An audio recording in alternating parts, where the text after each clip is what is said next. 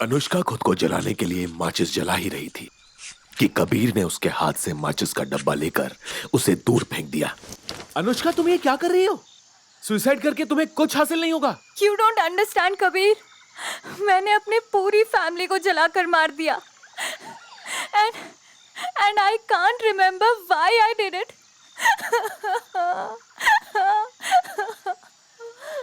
अनुष्का ने अपना चेहरा हाथों से ढक लिया और जोर जोर से रोने लग गई। कबीर ने धीमी आवाज में उससे कहा, That is because you didn't do it. ये सब अधर्म ने किया है। अयान को भी उसी ने मारा था। अनुष्का ने जैसे ही कबीर की आंखों में देखा, उसका दिल धीरे धीरे शांत होने लग गया, मानो वो कबीर की खूबसूरत आंखों में खो गई हो। अचानक से अनुष्का ने अजीब ढंग से कबीर से नजरें चुरा ली और नीचे जमीन पर देखने लग गई। कबीर ने प्यार से उसका हाथ पकड़ा। देखो, तुम बस मेरे साथ चलो, मैं तुम्हारे सारे सवालों का जवाब दे दूंगा। तुम्हें डरने की जरूरत नहीं है। I will keep you safe, I promise. You know, you shouldn't make promises you can't keep. Anushka ने धीरे से अपना सर ऊपर उठाया। उसकी आंखें अब पूरी तरह से लाल हो चुकी थी। कबीर जानता था कि अनुष्का के मुंह से आती इस आवाज को सुने 10 साल हो चुके थे। वो एक ही पल में समझ गया था कि ये आवाज खुद अधर्म की थी। अधर्म अब अनुष्का की बॉडी को पूरी तरीके से कंट्रोल कर रहा था। सिमरन दौड़ते हुए उनके करीब आई। Anushka, are you okay? Oh, Simran, how long has it been? 8, 10 years? 8 या 10 साल? अनुष्का के मुंह से एक लड़के की आवाज सुनकर सिमरन के हाथ पांव फूल गए। अरे भाभी जी, मुझे पहचाना नहीं? सिमरन अनुष्का के पास आई। अनुष्का, तुम ऐसे क्यों बात कर रही हो? तुम्हारी आवाज को क्या हुआ? लेकिन तभी कबीर उन दोनों के बीच में आकर खड़ा हो गया। सिमरन, स्टे अवे, ये अनुष्का नहीं है। सिमरन ने अनुष्का की आंखों में देखा। Shit! It's अधर्म। अनुष्का ने कबीर की तरफ एक कदम बढ़ाया। ओहो, as usual, तुम्हें हीरो बनने का बड़ा शौक है ना? Unfortunately, कबीर, इस स्टोरी में हीरो बहुत मार खाता है। इसके बाद अनुष्का के अंदर मौजूद अधर्म ने बिना छुए कबीर को अपनी शक्तियों से हवा में उठाकर नीचे जमीन पर जोर से पटक दिया। तभी अचानक इंस्पेक्टर भोसले दौड़ता हुआ आया और आते ही उसने अपनी बंदूक अनुष्का पर तान दी। ए छोकरी, अपना हाथ ऊपर कर। अभी साला कोई यहाँ से भाग के नहीं जाएगा। अनुष्का ने भोसले की बात को नजरअंदाज किया, जिससे भोसले का गुस्सा और बढ़ गया। ए छोकरी, तुला कळत नहीं गए? हाथ ऊपर करने को बोला ना मैंने। हाथ ऊपर कर, वरना। अनुष्का ने भोसले को एक डरावनी सी स्माइल दी। उसने अपना हाथ ऊपर उठाया और फिर अपनी शक्तियों से भोसले की बंदूक अपने हाथों में खींच ली। अगले ही पल भोसले अपने आप हवा में उड़ता हुआ एक पेड़ से जोर से टकराकर नीचे गिर गया। भोसले वहीं बेहोश हो गया। एक झाड़ के पीछे छुपा सिद्धार्थ ये सब कुछ देख रहा था। इंस्पेक्टर भोसले को हवा में उड़ते देख उसने खुद के चेहरे पर 2 चांटे मारे और अपने आप से बातें करने लग गया।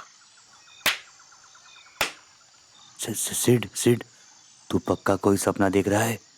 जैसे ही तू सपने से उठेगा सब कुछ नॉर्मल हो जाएगा। लोग हवा में उड़ना बंद कर देंगे। सिमरन ने घबराकर कबीर का हाथ पकड़ लिया।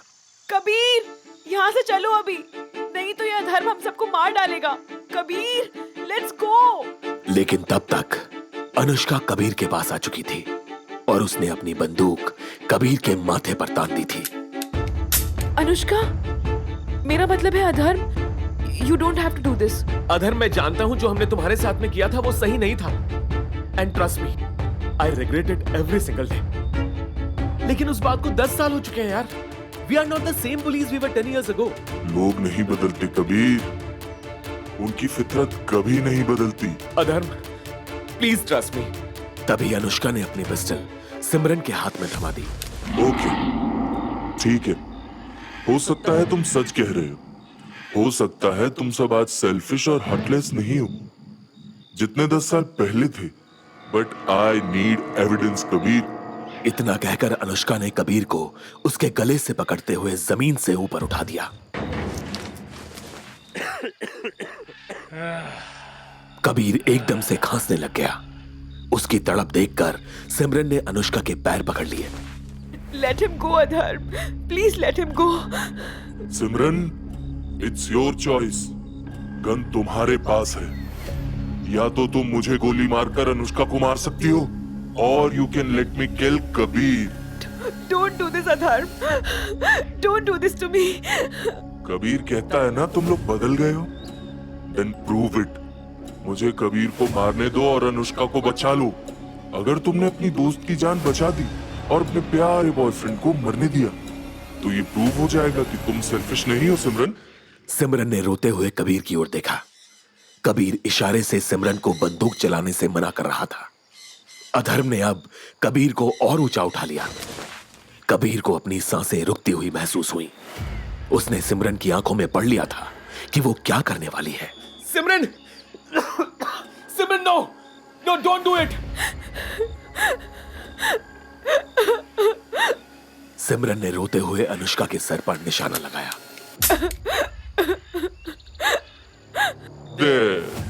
लुक कबीर, कोई नहीं बदलता। देखा, ये सेल्फिश सिमरन अपने लवर को बचाने के लिए अपनी दोस्त को मार देगी। Come on Simran, do it. Anushka को मार के अपनी असली औकात दिखा दो। सिमरन, तुम वो राक्षस मत बनो जो तुम्हें अधर्म बनाना चाहता है। Don't listen to him. Simran, just shoot Anushka और बचा ले अपने लवर को। सिमरन, you are better than this, Simran. Pull the trigger and save him. Pull it.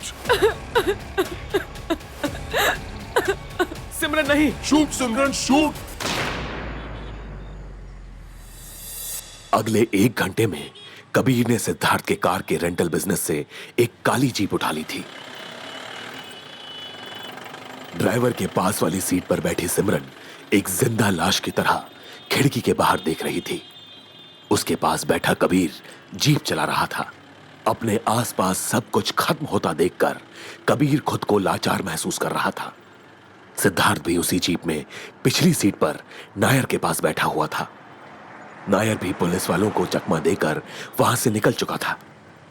Siddharth को अपने अंदर एक जबरदस्त गिल्ट का एहसास हो रहा था। सॉरी यार कबीर, लेकिन मुझे क्या, सबको यही लग रहा था कि तूने और सिमरन ने ही आयान को मारा है। इसलिए जब पुलिस ने मेरे से हेल्प मांगी तो मैंने मना नहीं किया। कबीर ने गुस्से में रियर व्यू मिरर में सिद्धार्थ की तरफ देखा। अरे सिड, कभी तो दिमाग लगा लिया कर। मैं और सिमरन तुझे खूनी लगते हैं? हाँ? Do we bloody look like killers? भाई माफ कर दे यार, अब हो गई गलती, बट अब तो मैं तुम लोगों के साथ हूं ना। सिमरन यार, तू ही इसे कुछ समझाना। लेकिन सिमरन तो जैसे अपनी ही दुनिया में खोई हुई थी। नायर ने सिमरन के कंधे पर हाथ रखा। ए सिमरन माय डियर, अनुष्का तुम्हारी वजह से नहीं मरा है। तुम अनुष्का को शूट नहीं करता तो भी वो अधर्म उसको मार ही डालता।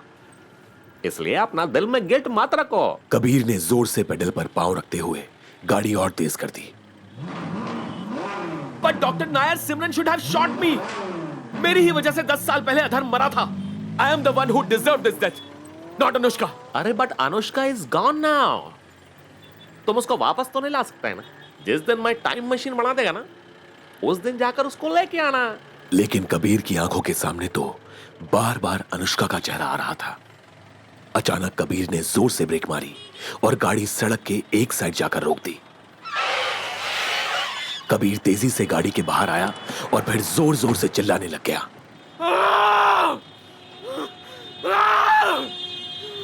क्यों क्यों क्यों?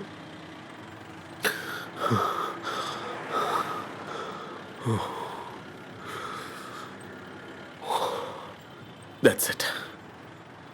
बहुत हो गया। I can't let everyone around me die. पहले अधर्म, फिर अयान, फिर अनुष्का। ये सब मेरी गलती है।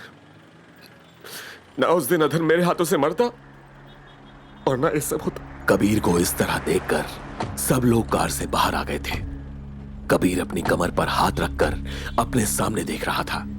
या तो मैं अधर्म को रोक लूंगा या फिर उसे रोकने की कोशिश में मैं खुद मर जाऊंगा। सिद्धार्थ ने कबीर को धीरे से कहा। लेकिन कैसे कबीर? आई नो व्हाट अधर्म is doing. What do you mean? अधर्म सबको सिर्फ मार ही नहीं रहा है, बल्कि वो सबसे अपना हिसाब चुकता कर रहा है। वो उसके साथ हुई बुलिंग का बदला ले रहा है। फॉर एग्जाम्पल, सिद्धार्थ, अगर तुम्हें याद हो तो एक बार कॉलेज में अयान ने गुस्से में अधर्म से 120 उठक बैठक करवाए थे, राइट?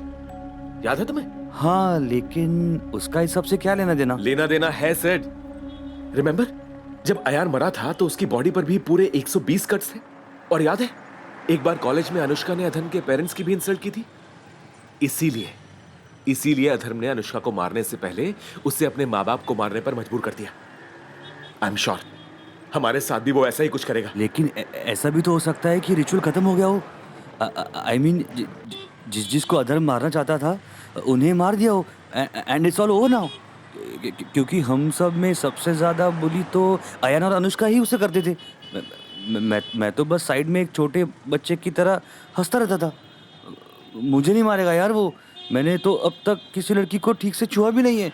ऐसे वर्जिन पर अधर्म भी दया खाएगा। सिद्धार्थ की इस बात पर नायर की हंसी छूट गई। ए इडियट, तुमने अनुष्का को मारने के बाद देखा नहीं क्या?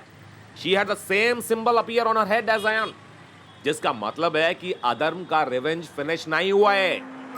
And it also means ritual में प्रेजेंट बाकी लोग भी मारेगा। यानी कि अधर्म कभी भी हमारी बॉडी में घुसकर भी मार सकता है? वो डिपेंड करता है, लेकिन अकॉर्डिंग टू माय कैलकुलेशन अधर्म will be back tomorrow night. Nair की बात सुनते ही कबीर सोच में पड़ गया। एक सेकेंड, डिपेंड करता है मतलब? नायर ने एक आह भरी।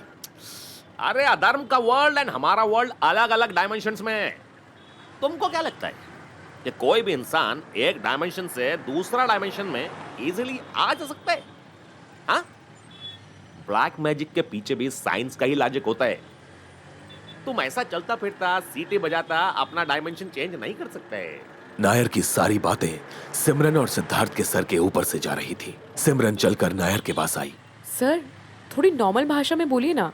अरे the whole universe is made up of energies, and जितना भी डायमेंशंस है वो यही एनर्जी का एक्सचेंज पे चलता है। ऐसा सोचो कि अधर्म अपनी दुनिया से एक रस्सी तुम पर फेंकता है तुमको कंट्रोल करने के लिए। ओके। देखो, एक डायमेंशन से दूसरा डायमेंशन में ट्रैवल करने के लिए ना बहुत एनर्जी चाहिए। अभी अधर्म ने क्या किया, वो कुछ घंटा पहले ही अनुष्का को कंट्रोल किया था। इसीलिए अधर्म को अपना एनर्जी रिचार्ज करने को टाइम लगेगा। उसका अब तक का पैटर्न देख के ऐसा लगता है मेरे को कि उसको ना एटलीस्ट 20 घंटा लगेगा अपना एनर्जी वापस लाने में। दैट्स व्हाई आई सेड कि he'll be back tomorrow night। समझा कि नहीं? नायर की बातें कबीर को पूरी तरह से समझ में आ गई थी। उसके दिमाग में एक ख्याल आया। व्हाट इफ हम ये रस्सी अधर्म से छीन ले तो? मेरा मतलब है कि क्या किसी तरह हम अधर्म का कनेक्शन इस दुनिया से तोड़ सकते हैं? थियोरेटिकली यस, लेकिन इसका मतलब है कि किसी को फिजिकली उस डायमेंशन में जाना पड़ेगा by creating an Einstein Rosen bridge, which is very very difficult. है इससे ज्यादा आसान है कि मेरा एक्स वाइफ मेरे पास आ जाए। लेकिन साइंटिस्ट ने तो ऑलरेडी क्वांटम कंप्यूटर्स की मदद से एक होलोग्राफिक वर्म होल यानी एक आइंस्टाइन रोजन ब्रिज बनाया। अरे कबीर, आधा आधा चीजें पढ़ के काय को आता है तुम? They can only pass information through the bridge। इंसान नहीं। हमको यह भी नहीं मालूम है कि हमारा दुनिया का लॉज ऑफ फिजिक्स वहां काम करता है कि नहीं। देखो, ऐसा भी हो सकता है कि एक जगह से मुर्गी डाला और दूसरी जगह से डायनासोर आया। हो सकता है, it's quite possible. So doctor Nair, इसका मतलब है कि एक आत्मा वर्म होल क्रॉस कर सकती है? डॉक्टर नायर ने मुस्कुराते हुए कबीर की बात में हामी भरी। ये सुनकर कबीर के दिल में फाइनली एक उम्मीद की किरण जाग गई। नायर ने जैसे उसके मन की बात पढ़ ली हो। ये Kabir, I know what you are thinking. हमको मालूम था कि तुम थोड़ा सड़की है, दिमाग से सड़की है तुम। हाँ, लेकिन इतना सड़की है मेरे को मालूम नहीं था। तुम वो अदन को रोकने के लिए अपना जान देने को रेडी है। यू आर वन क्रेजी फला।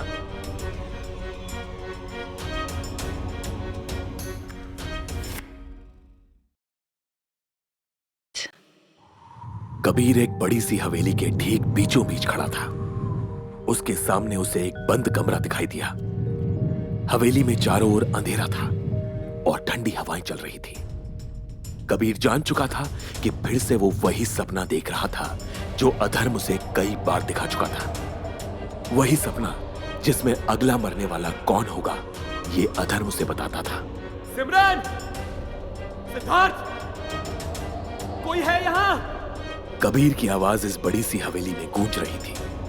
उसने धीरे धीरे पूरी हवेली छान मारी, लेकिन उसे वहां कोई नहीं दिखाई दिया। फिर अचानक कबीर को एक बंद कमरे में से किसी के हंसने की आवाज सुनाई दी। कबीर की सांसें अब और तेज होने लग गई थी। कबीर उस कमरे के दरवाजे के ठीक सामने आकर खड़ा हो गया। उसने एक आह भरी और फिर धीरे से दरवाजा खोला।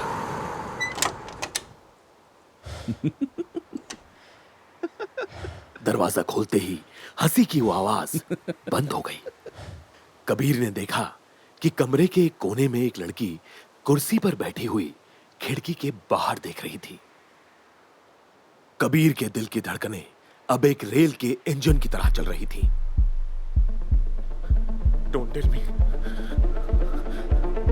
Don't tell me it's you, Simran. No, Dharma. No. Don't do this.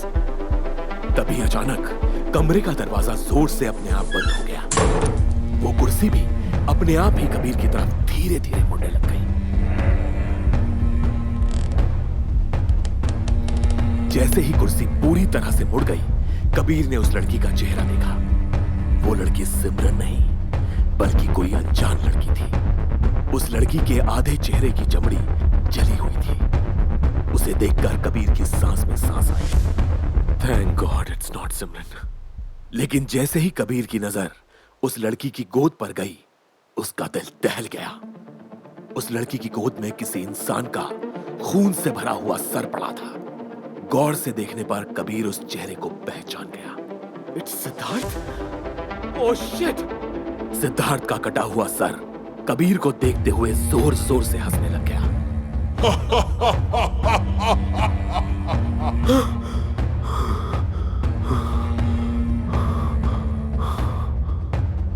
हाँफते हुए कबीर ने जब अपनी आंखें खोली तो वो एक लैब में था। लैब के एक तरफ कबीर और बाकी सारे लोग थे और वहीं दूसरी तरफ एक कांच की दीवार थी जिसके उस पार एक बड़ा सा क्वांटम कंप्यूटर था। ये क्वांटम कंप्यूटर देखने में एक गोल्डन कलर के झूमर की तरह दिखाई दे रहा था। ये लैब नायर के एक साइंटिस्ट फ्रेंड की थी जो एक साइंस कन्वेंशन अटेंड करने पेरिस गया हुआ था। उनके सामने चमक रहा वो बड़ा सा क्वांटम कंप्यूटर नायर और उसके दोस्त ने कई सालों पहले साथ में बनाया था। इस कंप्यूटर के बारे में नायर और उसके दोस्त के अलावा किसी और को कुछ पता नहीं था। नायर के बाद नायर का दोस्त अकेला ही कई सालों से अपने लैब में वॉर्म होल बनाने की कोशिश कर रहा था, लेकिन कामयाबी उसके हाथ नहीं लगी थी।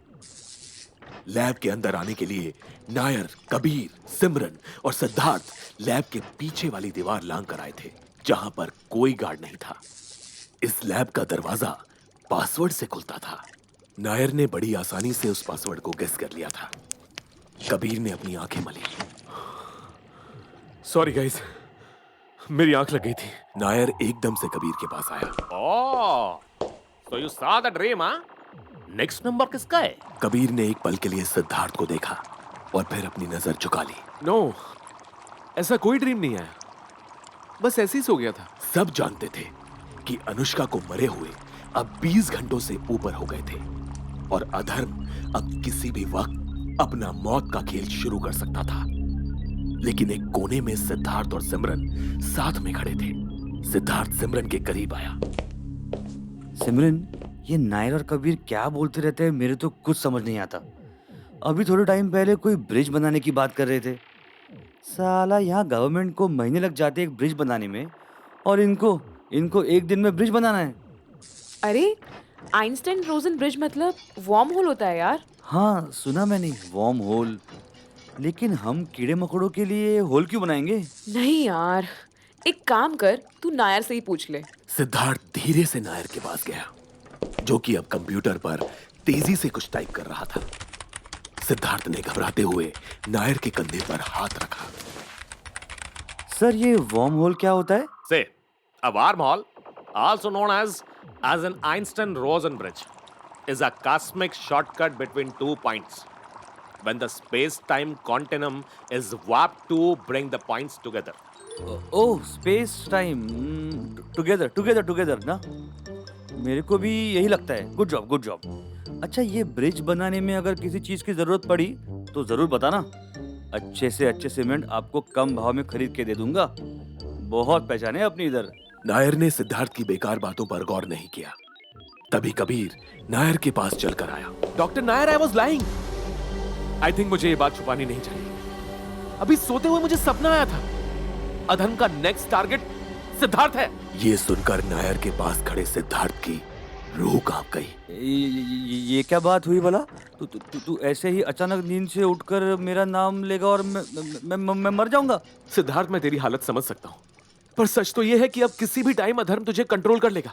लेकिन ये भी सच है कि हम तुझे बचा सकते हैं. Doctor Nair, have we made any progress on the worm hole? Computer में घूरते हुए नायर ने कहा, कबीर, मैं तुमको बोला था, this is not a one man job. The calculation, the preparation, to do all of them at the same time, ये सब मेरे लिए भी बहुत डिफिकल्ट रहे. आई एम नॉट श्योर कि ये प्लान काम करेगा कि नहीं.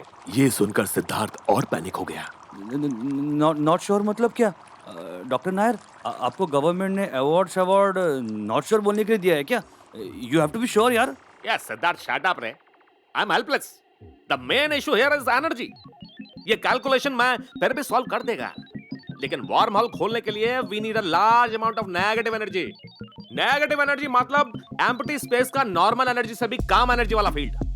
अधर्म जैसा यहाँ कोई होता ना तो शायद हमारे चांसेस बढ़ जाता, लेकिन वो हमारा हेल्प करने काहे को आएगा? नायर से बात करते करते कबीर को एक आइडिया सूझा. क्यों नहीं करेगा? अधर्म ही हमें वर्म होल बनाने में मदद करेगा. अरे लेकिन अधर्म हमारा हेल्प काहे को करेगा? कैसे करेगा? What nonsense are you saying, man? हमें पता है कि अधर्म अब किसी भी टाइम में सिद्धार्थ को कंट्रोल करने वाला है, और जब ये होगा तो डॉक्टर नायर, यहाँ पर कौन सी एनर्जी फील्ड क्रिएट होगी? अरे मेरे को मालूम है, नेगेटिव एनर्जी फील्ड क्रिएट होगा, क्योंकि अधर्म इस स्पेस टाइम से इतना एनर्जी साफ कर लेगा कि बचा हुआ एनर्जी नेगेटिव फील्ड में बदल जाएगा. लेकिन इधर आते ही इमीडिएटली वो अधर्म सीधा सिद्धार्थ का बॉडी में एंटर हो जाएगा, और उसके बाद वो सिद्धार्थ को मार डालेगा. हाँ, अगर Siddharth is okay with dying तो फिर सब कुछ इजी हो जाएगा. इससे पहले सिद्धार्थ रिएक्ट कर पाता, कबीर ने सिद्धार्थ के कंधे पर हाथ रख दिया. डॉक्टर नायर, सिद्धार्थ को मरने की जरूरत नहीं है. मेरी बात सुनिए आप. अगले 1 मिनट तक कबीर और डॉक्टर नायर आपस में कुछ डिस्कस करने लग गए, और फिर डॉक्टर नायर ने कहा, okay, this is very risky, हाँ, लेकिन हम ये ट्राई कर सकते हैं. अगले 15 मिनट में 2 अलग अलग बेड्स पर कबीर और सिद्धार्थ लेटे हुए थे. सिद्धार्थ को बेड के साथ रस्सी से बांधा हुआ था और उसकी आंखों पर पट्टी बंधी हुई थी. कबीर, ये मुझे बचाने का प्लान है या मेरे को मारने का? मुझे बहुत डर लग रहा है यार कबीर. सिद्धार्थ, प्लीज थोड़ा तो ट्रस्ट करना यार. और बाय द वे, मैं तेरे से बड़ा रिस्क ले रहा हूं यार. सिमरन की आंखें रो रो कर लाल हो चुकी थी. उसने कबीर का हाथ पकड़ लिया. Why are you doing this, Kabir? Why? I don't want you to do this. तुम मर जाओगे कबीर. अपने आप से झूठ मत बोलो. कोई और रास्ता ढूंढते हैं ना. नायर कबीर और सिमरन के पास आया. सिमरन, इसके अलावा we don't have any other option. Worm hole से सिर्फ एक सटल बॉडी पास हो सकता है. सटल बॉडी बोले तो स्पिरिट, आत्मा. सिमरन ने नायर को उसके कॉलर से पकड़ लिया. Asshole, ये सब तुम्हारे लिए इतना इजी है ना? हाँ, ऐसा है तो खुद क्यों नहीं मर के अपनी स्पिरिट को वहाँ भेज देते? कबीर ने सिमरन को नायर से दूर किया. सिमरन, डॉक्टर नायर का यहाँ रहना बहुत जरूरी है. उनको यहाँ रहकर इस प्रोसेस को कंट्रोल करना है. और वैसे भी ये सब कुछ जो हो रहा है मेरी वजह से तो हो रहा है, तो मुझे ही इसे सॉल्व करना होगा ना. इसका मतलब ये तो नहीं है ना कि तुम ये सब सॉल्व करने के लिए मर जाओ. तुम वापस नहीं आए तो मैं तुम्हारे बिना कैसे रहूंगी कबीर? नायर ने एक आह भरी. Kabir, I think Simran is right. ये बहुत बड़ा रिस्क है. हाँ? पहले तुमको पॉइजन देके मारना होगा, उसके बाद जैसे तुम वार्म होल से दूसरा डायमेंशन में जाएगा, वहां का फिजिक्स का लॉ क्या है, कैसा क्रीचर उधर रहता है, कुछ मालूम नहीं मेरे को. वहां सरवाइव करना would be next to impossible. आप लेट्स अज्यूम कि तुमने उस वर्ल्ड को जैसे तैसे सरवाइव कर लिया, बट डू यू थिंक अधर्म उधर तुमको छोड़ेगा? वो हमारा वर्ल्ड में इतना डेंजरस है, और वो तो उसका वर्ल्ड है. तुम्हारा स्पिरिट अधर्म का अटैक सरवाइव नहीं कर पाएगा कबीर. अरे I know all of this, लेकिन हमारे पास कोई दूसरा ऑप्शन है क्या? सिमरन ने नायर की तरफ देखा। ये एंटीडोट, इसका सक्सेस होने का चांसेस कितना है? नायर ने अपनी कमर पर हाथ रखा। 10%, मतलब ऑलमोस्ट नन। इसलिए कंसिडरिंग एवरीथिंग, ये मान के चलो कि कबीर ने अगर वो पॉइजन लिया ना, इन ऑल प्रोबेबिलिटी वो वापस नहीं आएगा। कबीर, मैं सच बोलूं तो मेरे को तेरे वास्ते बहुत डर लग रहा है यार।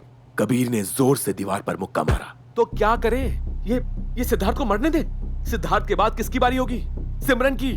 सिमरन को भी मरने दूं, उसके बाद वो मुझे भी मार ही तो देगा। Why don't you guys get it? हो सकता है कि मैं इस एक्सपेरिमेंट में मर जाऊं, लेकिन अगर मैंने ये एक्सपेरिमेंट नहीं किया ना, तो हम सब डेफिनेटली 100% मारे जाएंगे। सिमरन ने कबीर का हाथ पकड़ लिया। ठीक है, अगर ऐसी बात है तो डॉक्टर नायर, मैं भी कबीर के साथ उस डायमेंशन में जाऊंगी। नायर ने गुस्से से सिमरन की तरफ देखा। डॉक्टर नायर, मैं भी कबीर के साथ जाऊंगे। अरे वो कार में बैठ के गोवा नहीं जा रहा है, दूसरा डायमेंशन में जा रहा है। एक साथ दो स्पिरिट नहीं जा सकते हैं। आर यू मैड और व्हाट? तभी उन सबको किसी के खर्राटों की आवाज आई। नायर ने देखा कि सिद्धार्थ सो चुका है। साला एक भूत एनी टाइम उसकी बॉडी में घुस के उसको मारने वाला है, और ये रिलैक्स होके सो गया। दिमाग कम होने का कितना फायदा होता है ना। और 10 मिनट बीत चुके थे, लेकिन सिद्धार्थ अब भी सो रहा था। सब लोग टकटकी लगाए सिद्धार्थ को देख रहे थे। कबीर ने डॉक्टर नायर की तरफ देखा। लगता है अधर्म नहीं आने वाला है। व्हाट इफ वो यहाँ ऑलरेडी आ गया हो और वो हमारे एक्सपेरिमेंट के बारे में जान गया हो? अगर वो इधर आएगा तो अपने को इमीडिएटली मालूम पड़ जाएगा। ये लैब में एक एनर्जी फील्ड डिटेक्ट करने का इक्विपमेंट है। देख, जैसे ही अधर्म इधर आएगा, यहाँ एक अलार्म बजना शुरू हो जाएगा। तभी सिद्धार्थ ने एकदम से अपना शरीर हिलाया।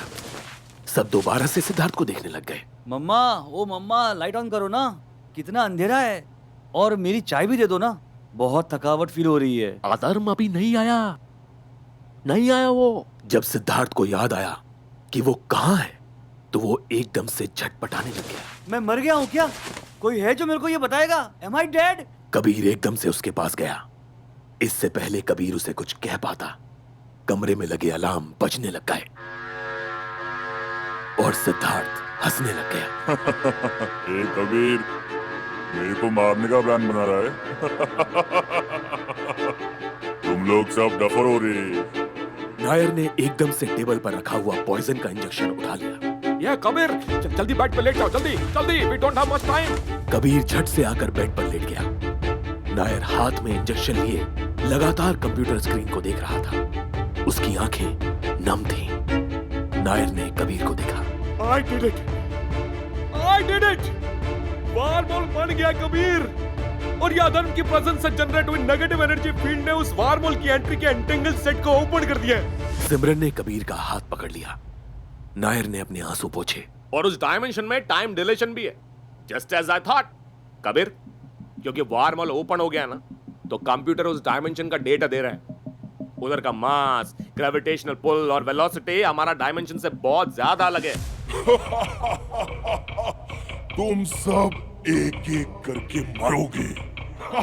What does that mean? देखो, अभी जो भी मैं तुमको पॉइजन देगा, इसका एंटीडोट सिर्फ 2 मिनट के अंदर अंदर काम कर सकते हैं। मेरे को तुमको रिवाइव करने के लिए एग्जैक्टली 2 मिनट पे तुम्हारा अंदर ये एंटीडोट इंजेक्ट करना पड़ेगा। लेकिन टाइम डिलेशन की वजह से इधर के 2 मिनट उस डायमेंशन का 30 मिनट है। तो उधर जाके तुमको अधर्म को 30 मिनट के अंदर फिनिश करना होगा। लेकिन अधर्म तो यहाँ है, इस डायमेंशन में। वार्मोल की ग्रेविटेशनल पुल अधर्म को भी अपनी तरफ खींच रही है, इसलिए वो तकलीफ में है। किसी भी टाइम पे अधर्म भी अपने आप इस वार्मोल से पास होते हुए अपना डायमेंशन में चला जाएगा। और अगर ऐसा हो गया ना, तो यहाँ का नेगेटिव एनर्जी खत्म हो जाएगा और ये वार्मोल बंद हो जाएगा and the experiment will fail. इसलिए कबीर, तुमको उस अधर्म के पहले उस वार्मोल से पास होना होगा। अरे तो वेट किस बात का कर रहे हो? मुझे पॉइजन वाला इंजेक्शन दो ना। नायर की आंखें नम थीं। कबीर, आगे चाहे जो कुछ भी हो, जस्ट रिमेंबर, याद रखना, you have my complete respect. इतना कहकर नायर ने कबीर की बाजू में वो पॉइजन इंजेक्ट कर दिया।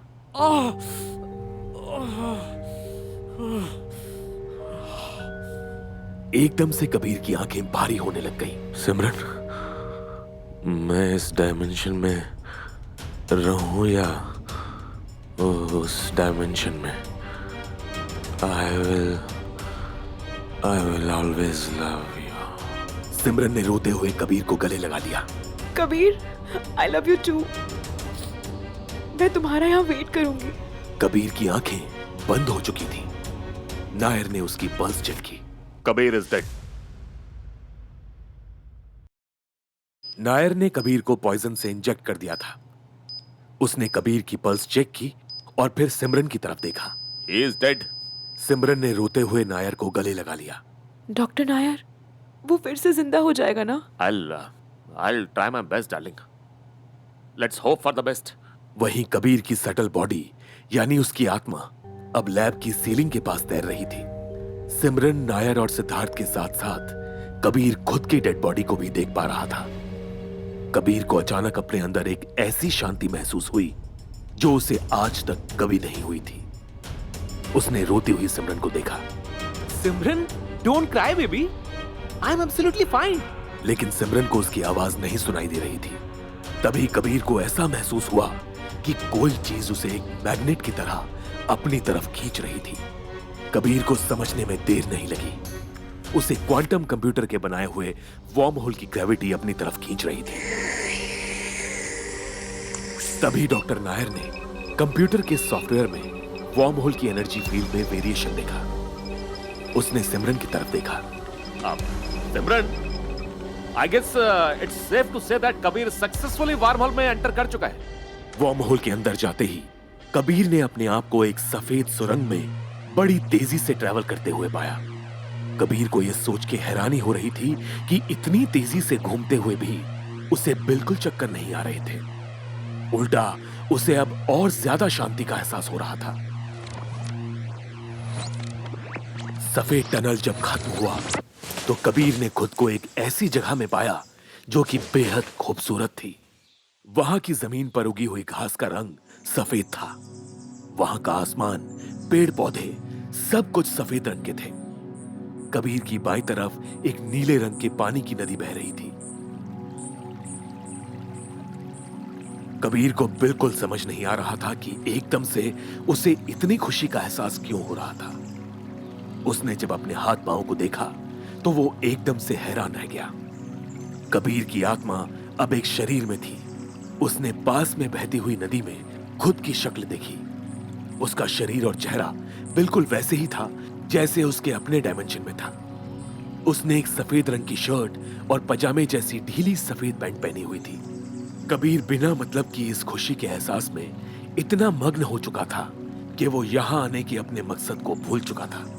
उसने देखा कि कुछ ही दूरी पर एक पेड़ के पीछे कोई खड़ा था। वो चलकर उसके पास आया। कबीर ने देखा कि वहां एक बूढ़ा आदमी खड़ा था जिसके सफेद बाल उसकी कमर तक पहुंच रहे थे। उसने सफेद रंग का एक ढीला सा कुर्ता पहना हुआ था। वो कुर्ता उसके पैरों पर आकर खत्म होता था। हे, हेलो, ये कौन सी जगह है? उस बूढ़े आदमी ने धीरे से कबीर की तरफ अपना चेहरा किया। उसकी लंबी सफेद दाढ़ी भी उसकी कमर तक पहुंच रही थी। उसने कबीर को गौर से देखा। तुम आ गए कबीर। आप मुझे जानते हो? मगर कैसे? आप हो कौन? मुझे मेरी दुनिया वाले पंजारी बाबा कहकर बुलाते थे। कबीर, तुम्हारा आना तो तय था। तुम्हारे आने से ही तो हमारी इस सुंदर दुनिया का सर्वनाश होना है।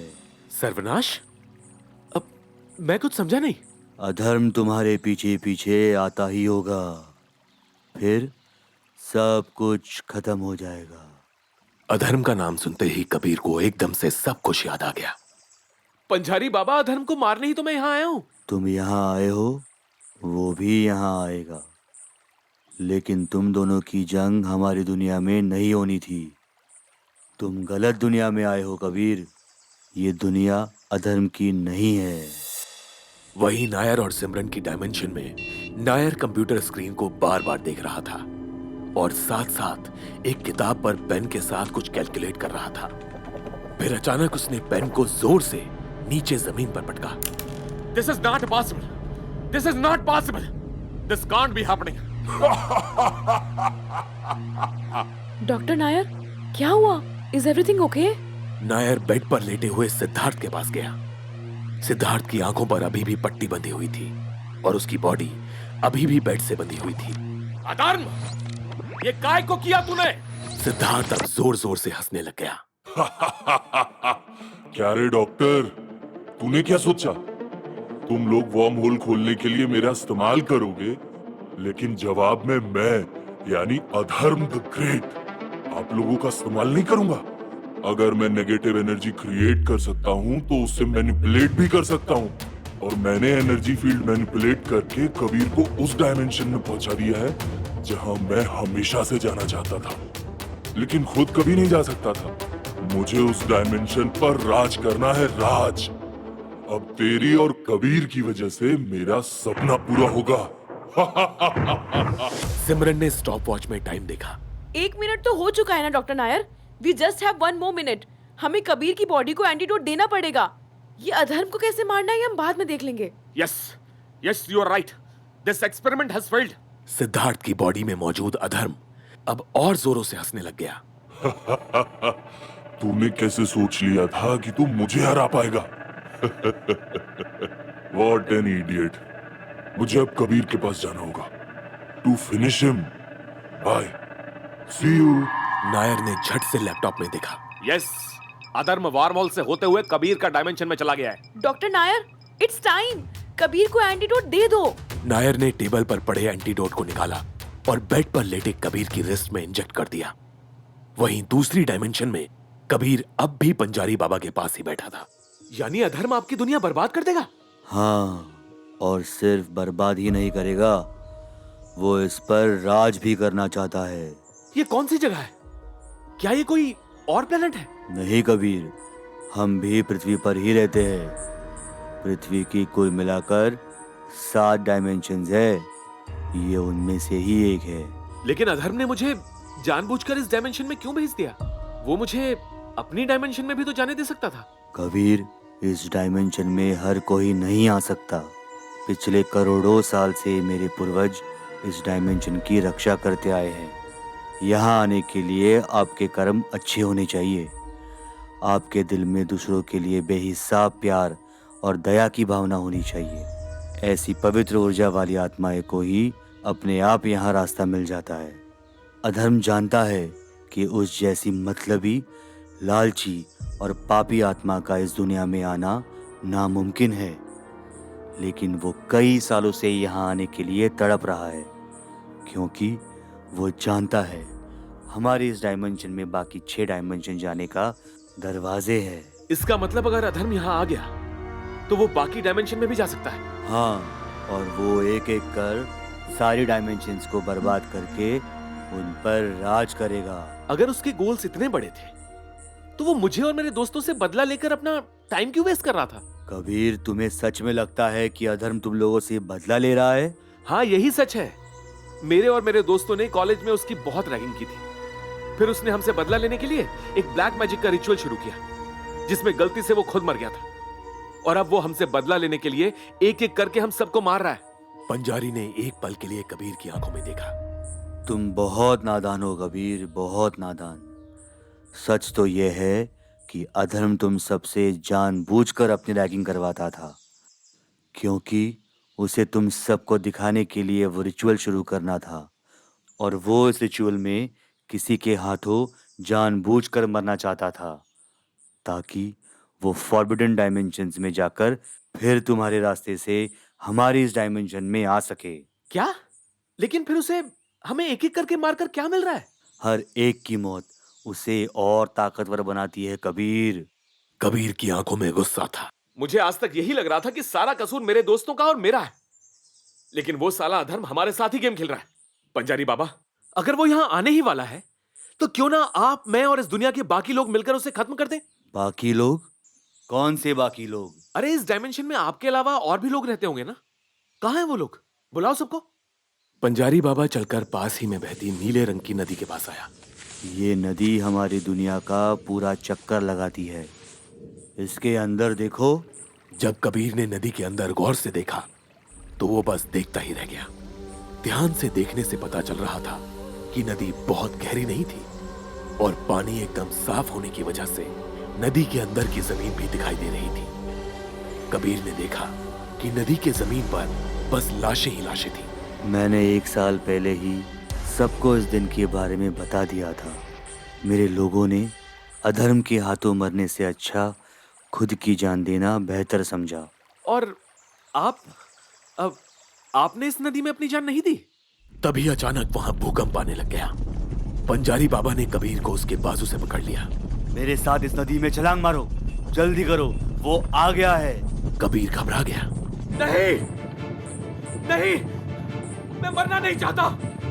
मेरा मकसद उस अधर्म को मारकर मेरे दोस्त सिद्धार्थ और सिमरन की जान बचाना है, सुसाइड करना नहीं है। मेरी बात मानो, कूदो। इतना कहकर पंजारी बाबा ने कबीर की बाजू पकड़कर नदी के अंदर छलांग मार दी। नदी के अंदर आते ही कबीर सांस लेने के लिए छटपटाने लग गया। पंजारी बाबा तैरता हुआ उसे कहीं ले जा रहा था। फिर उसने नदी की जमीन पर पड़ा एक बड़ा सा पत्थर एक तरफ हटाया। उस पत्थर के पीछे एक सुरंग थी। पंजारी कबीर को अपने साथ उसके अंदर ले गया। अधर्म भी अब पंजारी बाबा की डायमेंशन में पहुंच चुका था। कबीर की तरह उसके सूक्ष्म शरीर यानी उसकी आत्मा को भी इस डायमेंशन में एक शरीर मिल गया था। वो अब वही 17 साल का लड़का था जिसकी हॉस्टल में मौत हुई थी। उसने कॉलेज की यूनिफॉर्म पहनी हुई थी। उसने खुद की शक्ल नदी के पानी में देखी। ओह, ये सारे डायमेंशन के होने वाले राजा की शक्ल मुझे पसंद नहीं। एकदम मासूम बच्चा लगता है। तभी अधर्म की नजर नदी में पड़ी लाशों पर गई। ओह, मास सुसाइड। अधर्म का इतना डर। I like it, I like it. उसने आसपास नजर मारी। Kabir, I am here. तू मुझे मारना चाहता है ना? चल आजा, एक एक हाथ हो जाए। कम ऑन, कहां छुप के बैठा है? जब कबीर आसपास दिखाई नहीं दिया तो अधर्म ने अपनी आंखें बंद कर लीं। वो अपनी मन की शक्ति से कबीर को इस डायमेंशन में ढूंढने लग गया, लेकिन कबीर उसे कहीं नहीं दिखाई दिया। ओह कबीर, तो तूने उस बुढ़े पंजारी बाबा के साथ दोस्ती कर ली है? हाँ, उसी ने तुझे बचा के रखा है ना? अधर्म का गुस्सा अब उसके सर चढ़ चुका था। उसने अपनी आंखें बंद की और एक मंत्र जपने लग गया। वरदान जुबान कर कर बलिदान, राख जहान समुद्र परेशान, पृथ्वी भस्म प्रजा बलिदान, अधर्म राज शैतान शैतान, पृथ्वी पाताल स्वर्ग सर्वनाश सर्वनाश। तभी अचानक वहां तेज हवाएं चलने लग गईं। फिर उन तेज हवाओं में से आग निकलने लग गई और अगले कुछ ही सेकंड्स में पंजारी बाबा की वो खूबसूरत प्यारी दुनिया राख में बदलने लग गई।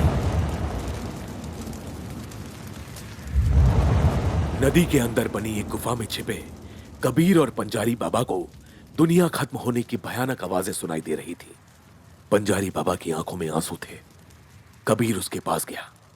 पंजारी बाबा, हम लोग कब तक यहाँ छुपे रहेंगे? जब तक छुप सके। मेरी दुनिया के भस्म होने के बाद का भविष्य मैं नहीं देख सकता। अब आगे क्या होगा, क्या करना चाहिए, ये मुझे नहीं पता। लेकिन एक बात का पता है कि हमें अधर्म को किसी भी हालत में यहाँ आने से रोकना होगा।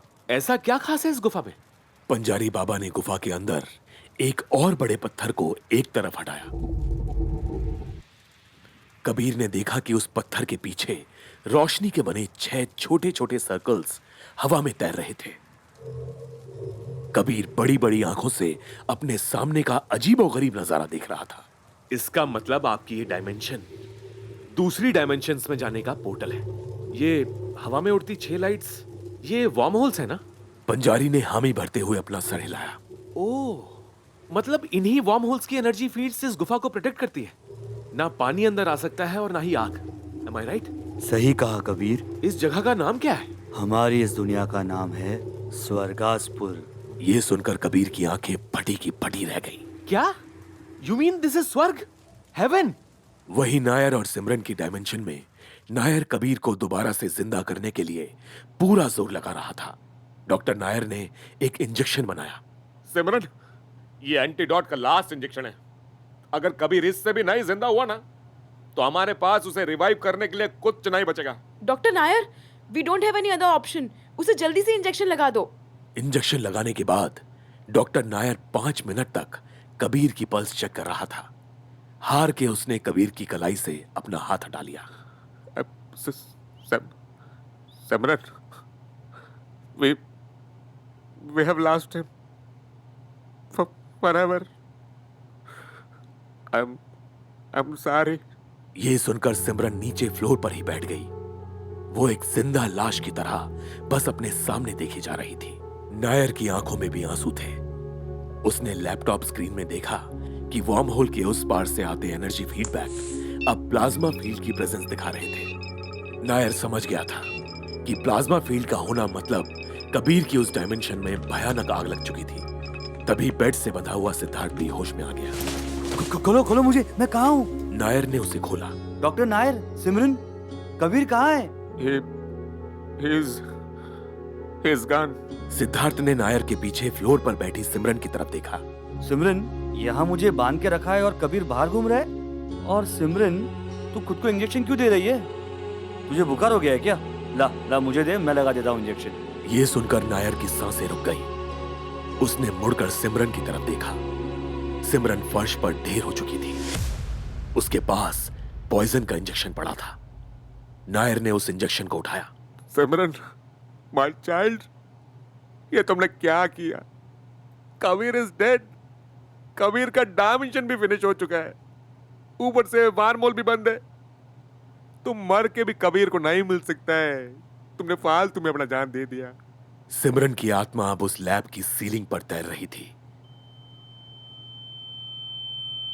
लैब के फ्लोर पर वो अपनी डेड बॉडी को देख पा रही थी। कबीर, तुम कहाँ हो? मैं तुम्हारे पास कैसे आऊं? लेकिन उसे जवाब में सिर्फ सन्नाटा सुनाई दे रहा था। लैब में बने उस वर्म होल के उस पार पंजारी बाबा की डायमेंशन में अधर्म उस दुनिया को पूरी तरह से जला चुका था। कबीर, कहाँ है तू? सामने आ। तभी अधर्म को किसी लड़की की धीमी सी आवाज सुनाई दी। कबीर, तुम कहाँ हो? मैं तुम्हारे पास कैसे आऊं? ये सुनकर अधर्म के चेहरे पर मुस्कान आ गई। लैब की सीलिंग के पास भटकती हुई सिमरन को अचानक अपने सामने अधर्म दिखाई दिया। सिमरन, मिलना चाहोगी कबीर से? हाँ धर्म, मुझे उसके पास ले चलो प्लीज। इस वर्म होल का एंट्री पॉइंट अब मेरी प्रेजेंस से खुल चुका है। तुम अब अपने आप कबीर की डायमेंशन में चली जाओगी। और वैसा ही हुआ। वर्म होल ने सिमरन को अपनी तरफ खींच लिया। वर्म होल से होते हुए सिमरन अब कबीर की डायमेंशन में आ चुकी थी। अधर्म भी उसके पीछे पीछे वहां पहुंच चुका था। कबीर, माय फ्रेंड, देख मैं यहाँ अपने साथ किसे लेकर आया हूँ? सिमरन भाभी जी को। और अब मैं 3 तक गिनूंगा। अगर तू 3 गिनने तक बाहर नहीं आया तो तेरी ये प्यारी प्यारी मासूम सिमरन को मैं यही राख में बदल दूंगा। I'll turn her to ashes.